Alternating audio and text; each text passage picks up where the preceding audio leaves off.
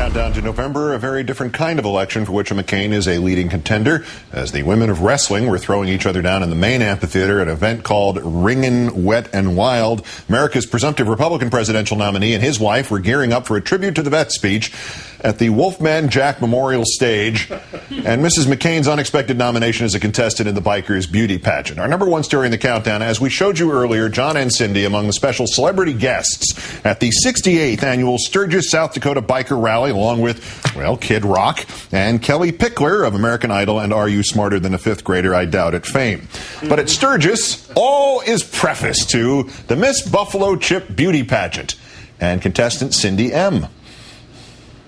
I was looking at the Sturgis schedule and noticed that you have a beauty pageant, and so I encouraged Cindy to compete.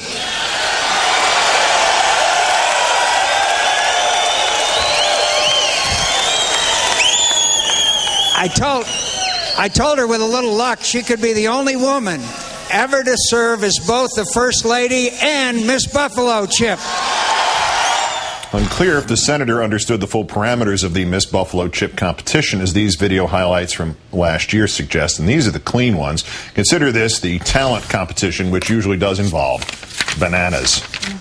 He's John McCain, and he approved this massage.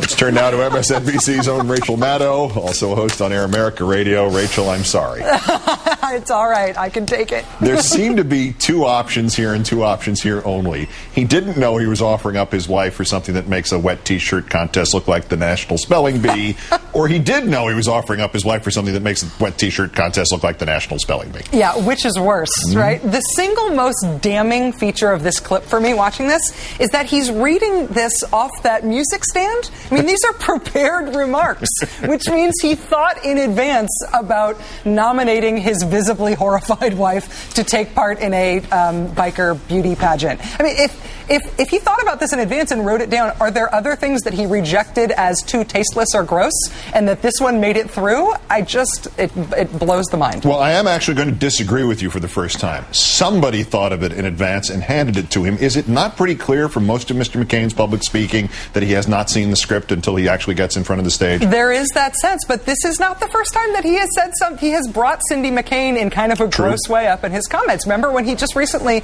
brought up, how recently he had stopped beating her, and obviously he meant that as a reference to a great classical political line, but he brought it up apropos of nothing, and everybody thought, "Whoa, you just talked about beating your wife." He brings her up.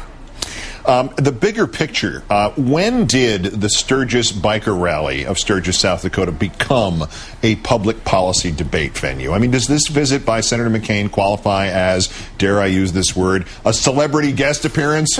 Well, he did open up for Kid Rock. So, which probably means that this gives a run for its money. The fact that the cameo in Wedding Crashers, or maybe when he played the creepy, overbearing husband guy on Saturday Night Live. I mean, consider the other major stop though on this political campaign. Other than these pictures are very distracting.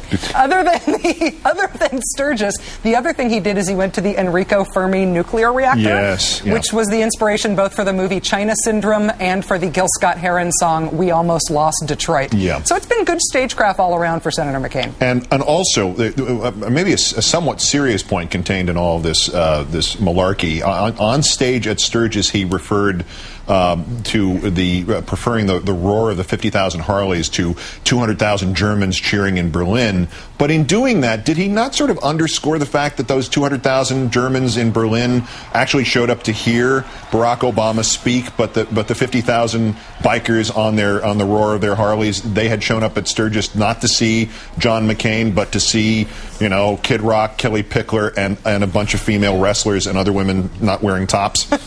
This is a critical and basic difference between the John McCain campaign for presidency and the Barack Obama campaign. Barack Obama creates large crowds when he gives speeches. John McCain's campaign has just figured out to find out where there's going to be a large crowd for another reason and to hope to slip their candidate in between other acts. What I want to know is, in light of tonight's events, if perhaps there is an overture being made at this moment from the McCain camp towards Paris Hilton about perhaps getting her some sort of role in the campaign, because she seems to be a pretty good campaigner. I would guess she'd say no. at this point? Well, she has a more comprehensive energy program right now than McCain does. Rachel Maddow of Air America and MSNBC. Great thanks as always, Rach. Thank you, Keith. That's Countdown for this, the 1,924th day since the declaration of mission accomplished in Iraq.